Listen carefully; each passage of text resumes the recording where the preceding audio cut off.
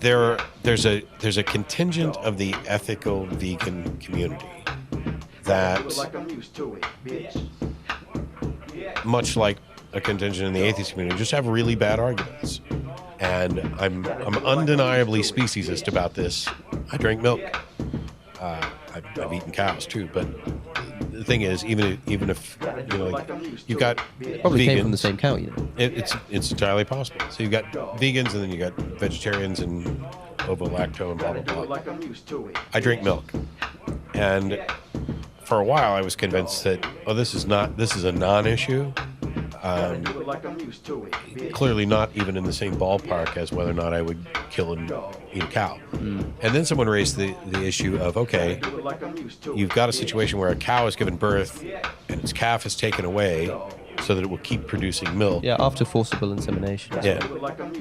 And have you considered the emotional impact on a cow of having, its offspring removed from it and then, continue to give milk? And the answer at that time was no, I hadn't considered that at all. And my answer now is, I don't know that we can actually assess the psychological trauma of a cow. I don't know necessarily how we would go about it, because what I see people doing is saying, an animal looks up at you with those eyes or tries to run away, so clearly it's expressing its desire to not be eaten.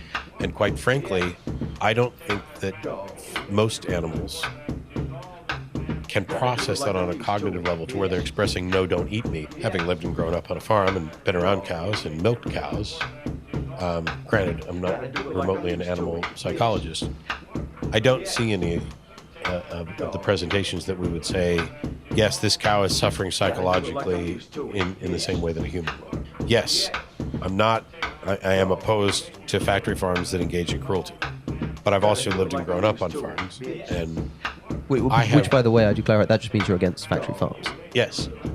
Like, I don't think you say you're against factory farms, which are kind of overly cruel to animals. That just means you're against factory farms. No. Gotta do it like I'm used to it. No.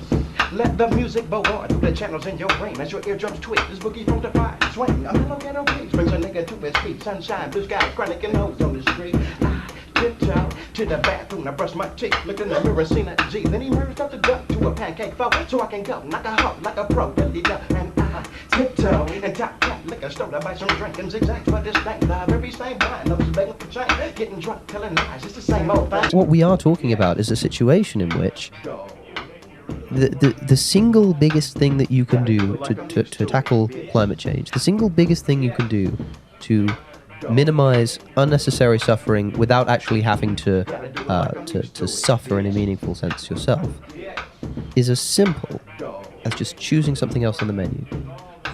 That's the situation we're in. And to me, it's very difficult to see how, if we're making a distinction between moral obligation and virtue that is meaningful in any way, how that could possibly not fall within the category of obligation. I don't remotely disagree. The thing is... So you think it does fall within the category of obligation? Well, you, not necessarily you, somebody can give me the information and data and make that argument. Because right now, no offense to you, I'm happy to accept that you know far more about this than I do, and that your information is likely to be correct. But quite frankly, this is easily the longest conversation I've ever had about this particular subject, and I can't just, as much as I like you, I couldn't possibly just take you at your word. So this is just an issue of ignorance on my part. Dun, dun, dun, dun.